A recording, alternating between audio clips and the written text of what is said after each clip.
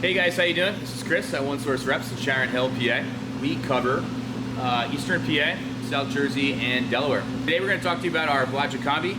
We have a Mini. It's a BLCT6E-H. The H is for Houdini, so this is a ventless option for you guys. 6 stands for the 6 pans that are inside of this cavity.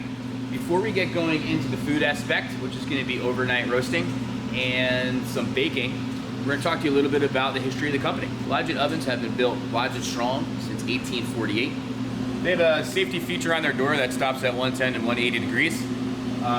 Your standard 2-point latch on the door handle. This is field reversible, should you want. You do have a fan up here that runs at 9 different speeds. These are equipped with the USB port for storing HACCP data, with a cloud connection, and meters for reading water and energy. Today we're going to talk a little bit about overnight roasting. I chose a top round to do some roast beef. What are the benefits? Obviously you're going to be saving on time and labor. Someone doesn't need to stand here the entire time that you're doing something. You can kind of set it, forget it, go home and pull it out the next day. Aside from that, your yields are going to be greater, so you're saving money. Quality control, the ability to dial in with all the different options it has as far as steaming, dry air, combination cooking. Sounds cliche, but the possibilities are endless. So in reference to our overnight roasting, we decided to do a roast beef sandwich. We use the top round, we rub it down with a bit of seasoning on the outside, like onion, garlic, salt, pepper, bay leaf, your standard stuff. And then this process ended up being a lot easier than I thought it would be. So come on down and I'll show you how we created this here recipe here. All right, so in regards to this overnight cooking for this roast beef, just gonna select beef and we're just gonna take a peek at this recipe really quick. So for this overnight roasting, roast beef rare, Sammy video recipe, we have a 400 degree, 10-second preheat going into a note that lets me to know load and probe my beef, bro.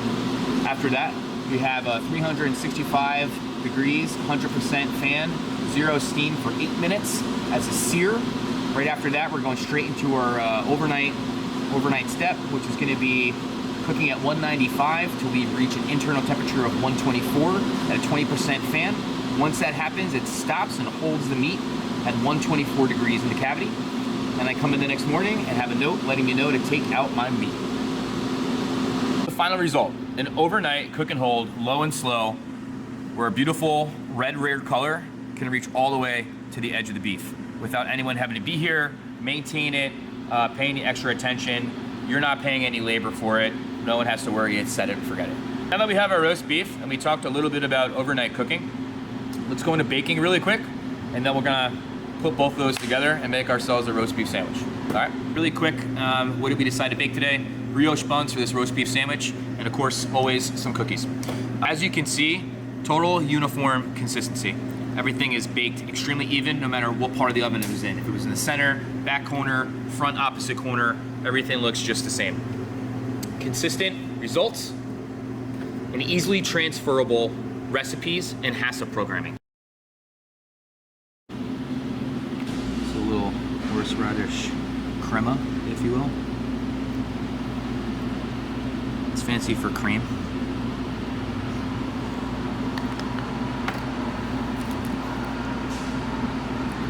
This is my pre-made meat stack. That's what I like to call it. 2 pieces of habanero jack, and that's like a sandwich. We're gonna go ahead and blast this on dry heat around 450 for about 2 minutes. Kind of like an a la carte fire sandwich.